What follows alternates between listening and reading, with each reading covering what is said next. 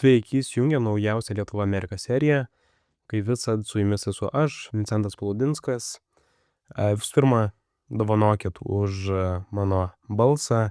Turiu pripažinti, šiek tiek susirgau po 2 labai intensyvių savaičių, bet nepaisant prastos sveikatos, vis tiek mūsų šiandieną laukia labai įdomi serija. Šiandienos serijoje kalba kolega mano Žygis su lordu Darren Mott iš Jungtinės Karalystės ir su Thomas Erndl. 2 labai įdomus žmonės, kurie kartu su Žygiu keliavo su ta didžiąja delegacija į Ukrainą. Šie pokalbiai yra tiesiai iš traukinio, kur visos emocijos yra labai šviežios, labai naujos. Ir aišku, jų įžvalgos yra be galo svarbios.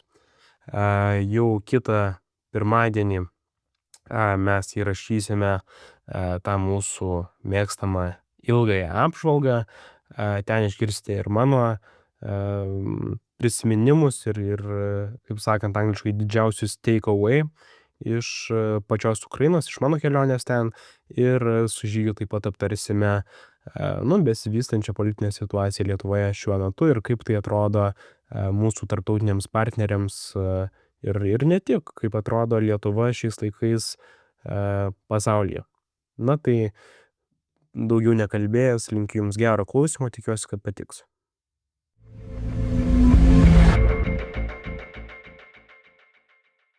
Okay, Darren. So we are traveling with many other friends of Ukraine back from Kyiv to Poland. And actually, you are the 3rd Brit traveling like this. We had Thomas Erndl, Alicia Kearns, and now you, all from Conservative Party. And we are all conservatives here. We are sitting together with Pablo Hispan from Spain. And, okay, I will make it blunt and provocative. We admire Churchill, his fight, and we understand that if not him, we would just be speaking Russian maybe now. We would be just somewhere in Siberia. We are now free. We are in EU and NATO, and to be honest, it was very much British diplomacy who brought us into that family. But I was former ambassador in DC, and now all my problems are in DC. And I was traveling with Alicia and Pablo to Washington. And we were trying more or less do what Churchill was trying to do with Roosevelt. Wake up, America. We are in war. So just, it's like another century. Do you think we will actually convince Americans to understand what's happening here and to make it blunt, to open the doors of NATO to Ukraine? I think it's possible. I certainly think we need to continue trying. I think the key point you made there was diplomacy. I think the world over the last few years has forgotten what diplomacy is. Relationships, conversations, lived experience on journeys like this where we have conversations in private. We disagree in private. I think the world has got to get better at occasionally disagreeing in private. And having those hard conversations, blunt conversations, but then working out a solution. So I think, to be really straight with you, I think that we need to continue to have private conversations with our American colleagues, with our American friends, and continue the dialogue and continue the debate. And I think that although some people are very skeptical on that, there is a chance, there is an opportunity. NATO membership is a very significant one in all of this, but actually it is something that we need to continue to pursue, because I think, as we've seen in the last few days in Ukraine, if the Russians do ultimately take Ukraine, which European country is next? Where do they stop? And at some point, somebody needs to stand up and say, no, that's not acceptable. This cannot happen. We need to find a different way.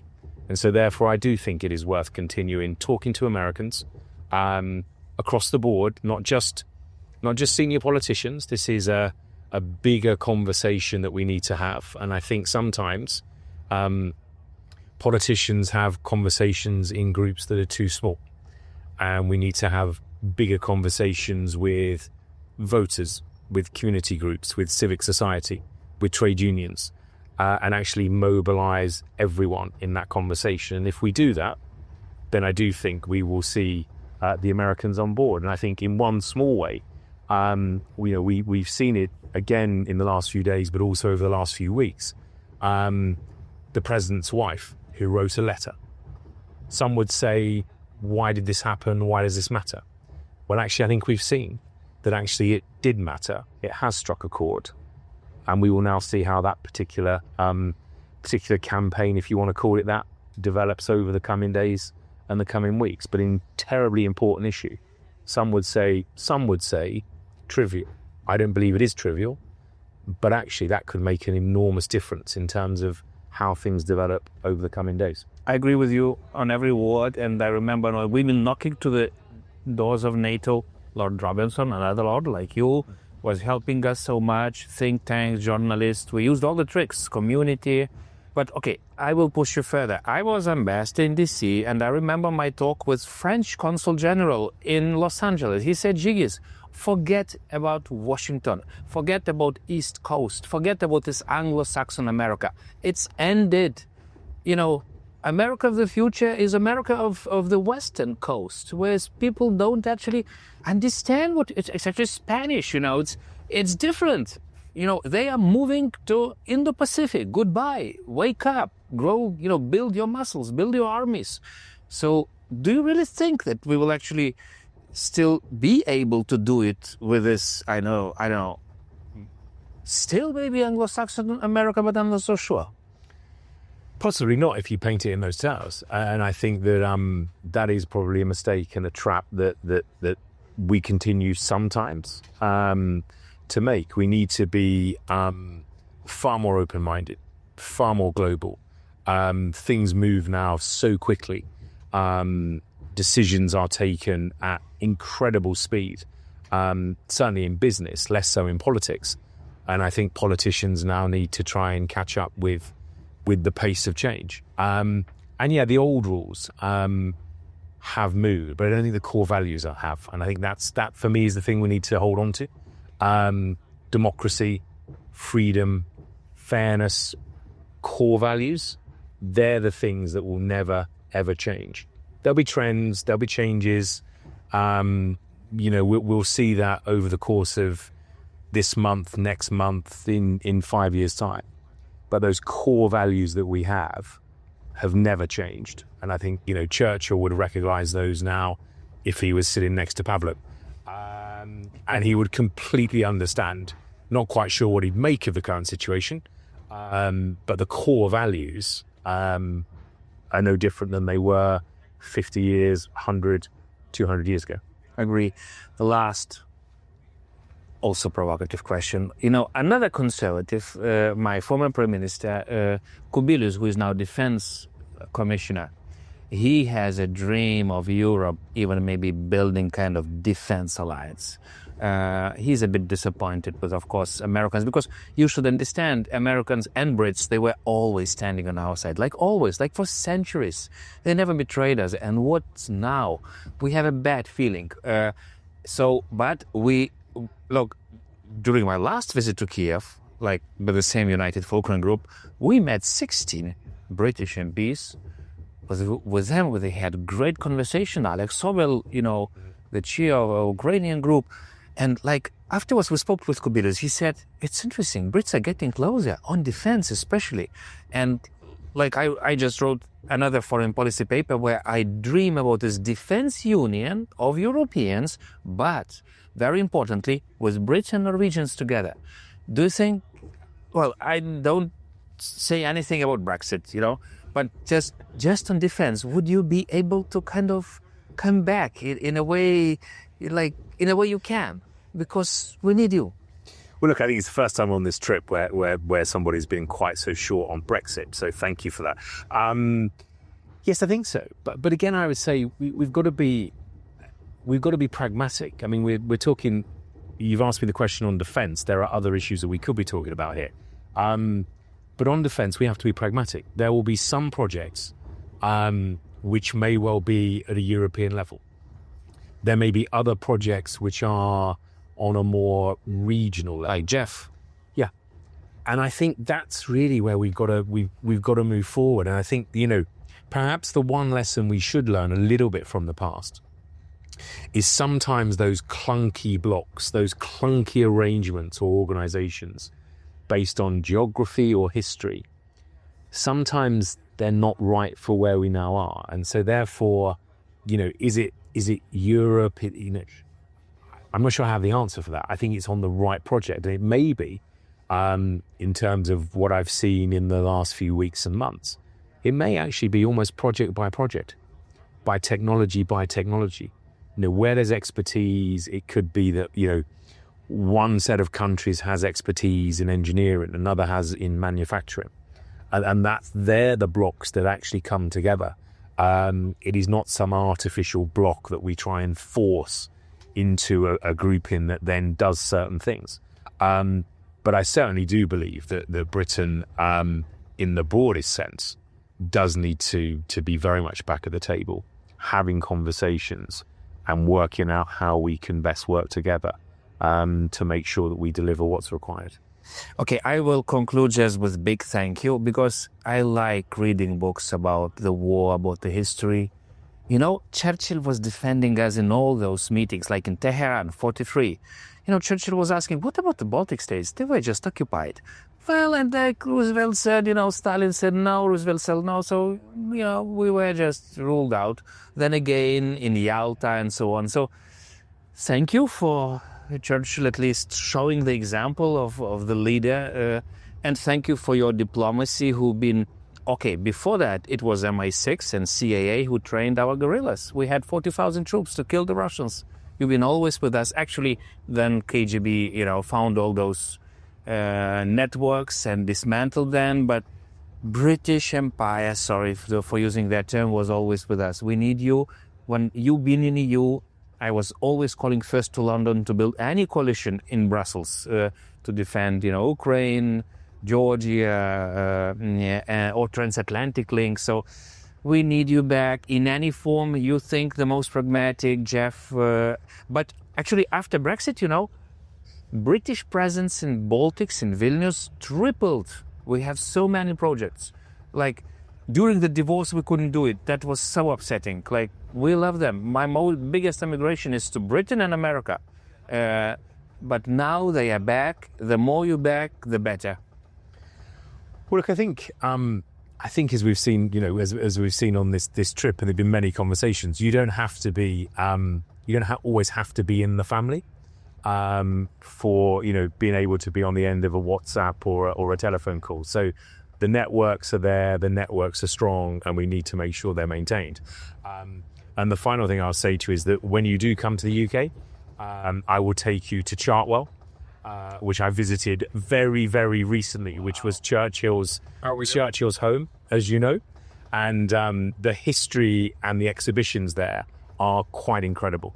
And it really will sort of lighten up. I've never been there. Exactly. I have to do it. Yeah.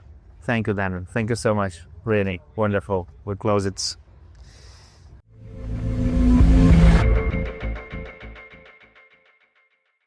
Okay, Thomas. So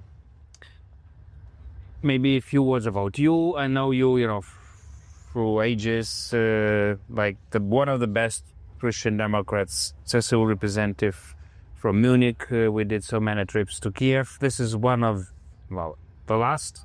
We are just returning. We are in the train. What are your impressions? Like, to make it blunt and to provoke immediately, among those kids around, including across the Atlantic Sea, I take Germans like one of those adults who are starting to build the future. So what do you think? What we should do as Europeans to save that situation? Well, first of all, it's absolutely impressive how resistant the Ukrainians are, how brave the soldiers and the servicemen and women are. They save Europe's freedom and not just their country. And we have to support them with every measure we have. We should not set up any limits on ourselves on the support. So all in is what's needed now. and it's absolutely necessary to increase the pressure on Russia, despite the fact that there are things ongoing and there is a new dynamic maybe, but it's still necessary to increase the pressure to provide the Ukrainians with precision, long-range weapons, so that they can also increase the military pressure on Russia. But politically, it's a big failure if we reduce now or give away pressure and threat of sanctions, which we had on the table already. I have two images of Merz in my head. Like first, when he was just elected chancellor and he went to Valencia to EPP summit and he was speaking from the podium. Before, nobody was listening, anyone. When Merz started to speak, we stood up. It was an electricity in the room. And for me, I made a little conclusion. He was speaking like Reagan, like the leader of the West that is really committed to defend freedom. And another picture of Merz in the room with Trump and other European leaders. And he was the only one to push strong on ceasefire, very uncomfortable topic for Americans. Do you think that Berlin is now becoming kind of number one moral capital, in political capital? It's kind of strange for me to say like that, after everything, but who else, Thomas? Well, I wouldn't hang it that high, but I think we get slowly in the role we have to fulfill, basically. Out of our size and our economic power, there is a responsibility we have to take, and Friedrich Merz, I think, is the right man on the right place at the right time. He understands the things, his experience as member of European Parliament. He was engaged heavily in transatlantic relations, and he puts the things together. And I think it's important for Europe that he is, putting the things together. He's leading. Unusual term for Germans, but it's the case, and it's necessary. And this really helps the Ukrainians, helps Europe, helps also in combination with what the Americans are doing at the moment. And Thomas, you cannot imagine how wonderful it is to hear words like that, because I was in Bucharest NATO summit, when Merkel blocked membership action plan. Big mistake. Yes, and all those years, Berlin was the problem, but now Berlin becomes a solution. Even today, I thought I provoke you, but then I understood, and I'm not. This is a long-term Lithuanian dream. I said not only NATO membership for Ukraine. I said let's be political also on Ukrainian membership in EU, because we are stuck with those accession talks. It would be good to have a target date, maybe even 2030. And I hear support, I hear an understanding, because it's kind of really thank you. Yeah, absolutely. I mean, from a geopolitical point, it needs to be as soon as possible. Of course, in all our European details, from agriculture policy to many other things, it's complicated, but we have to get started and make our way.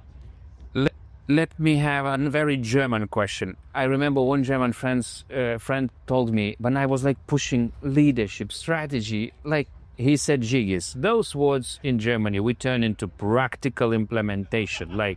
This is our strategy and leadership. And you are spokesperson of CSU Group on Defense, and we've been speaking with you on the way to Kiev. How to make it practical? Germans are, they're amazing with defense stuff, with machinery, with engineering, but now we have to engineer the whole Europe on defense. We have so many types of tanks. We have big countries competing with their industries. We have Kubilius struggling in Brussels, and his greatest idea is to create kind of defense union, though of course we have to identify what exactly it means, but without your leadership it will not happen. Do you think it's feasible to go through all those competitions of Italians, French, Spanish, who do not spend for defense enough? They have nice little military industries, but they have it for themselves. Never give up a vision, right? But on the way we see how complicated it is. We have the FCAS project on the table, Future Combat Air System, where we are together with France and Spain, heavily struggling. The British, the Italians and others are doing their own development for next generation fighters, fighter jets. So from that we see how complicated it is. Every country spends a lot of money and wants to have something in return. But from a military standpoint, there is no alternative in reducing number of systems, have it better aligned, have one framework for Europe, ideally, and that is the vision we should not give up. And step by step we'll get there. Politically also, I would say beneficial for Germany. I'm afraid to see, the popularity of AfD growing. I want, stable political groups like you to grow.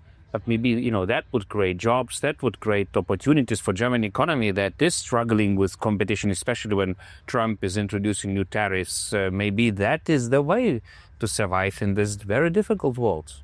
Absolutely, yeah. So, and with reference to your question before, I think we also need Ukraine to be economically stronger in the future as Europe, bigger market. So that's important as well. But as for the military industry, that's definitely a chance now to create more jobs, have more income and more work and labor for our people. Last question, a bit populistic or sensitive for Lithuanians.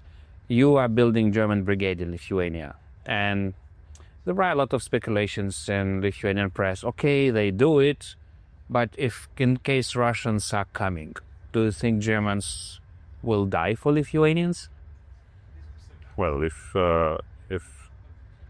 there would be any doubt, then we can skip NATO, right? Exactly. So NATO means one for all for one, and that's the principle we live.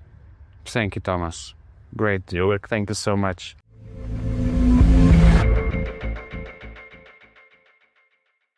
Na, tokios tos mintys iš žygio kelionės namo iš Ukrainos.